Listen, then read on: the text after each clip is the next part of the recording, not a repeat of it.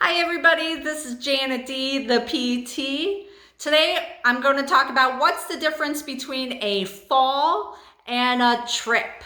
Okay, so I tend to see older clients and I always ask, have you ever fallen? Fallen is when you hit the ground and or need help to get up and or have an injury. Okay, so then what's a trip? A trip is when you stumble, but you're able to recover. So why is this important to know the difference between a fall and a trip? Guess what?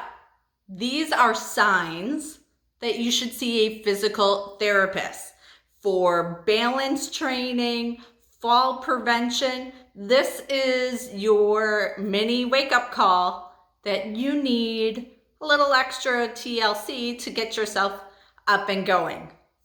All right, if you really enjoyed this video, go ahead and press like, share, subscribe, tell your friends and neighbors.